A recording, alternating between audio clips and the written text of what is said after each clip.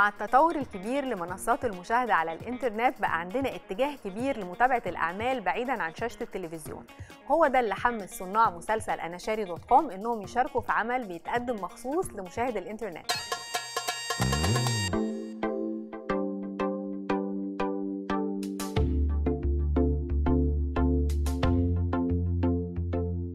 أكيد الإنترنت المرحلة العمرية اللي بتتفرج عليه مرحلة أصغر، بيحبوا الحاجات أسرع شوية كده هوت، لكن المسلسل هو في الآخر مسلسل لايت.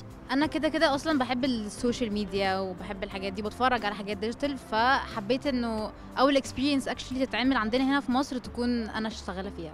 الموضوع ذات نفسه ابتدى يلاقي رواج معين لاسباب مختلفه. ممكن احنا كشباب بنبقى عايزين حاجات مختلفه شويه عن بتاعت في التلفزيون، هم بيبقوا عايزين اكتر ان هم ما يضيعوش وقت في الاعلانات وخلاص زهقوا. بسم الله الرحمن الرحيم 24/21 اول مره.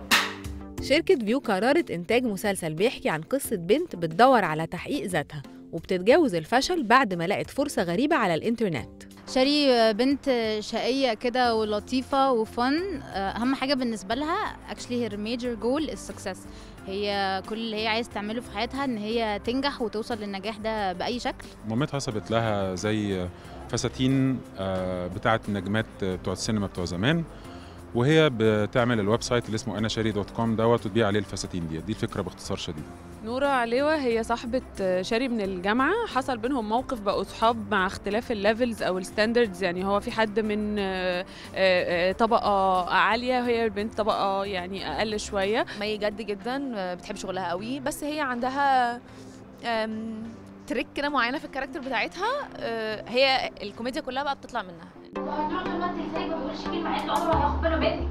فريق العمل حكولنا عن سر حماسهم الكبير للمسلسل واللي هيكون 15 حلقة.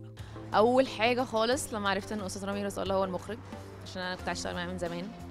وتاني حاجه الورق ذات نفسه، عشان الورق في المطلق ومي ان بارتيكولر يعني مختلفين جدا عن اي حاجه انا عملتها قبل كده. كان في عناصر مهمه جدا كانت مطمناني، اولهم طبعا استاذ رامي رزق الله، بقول له ثانك يو جدا، عشان دي اول مره انا اعمل حاجه اصلا لايت كوميدي.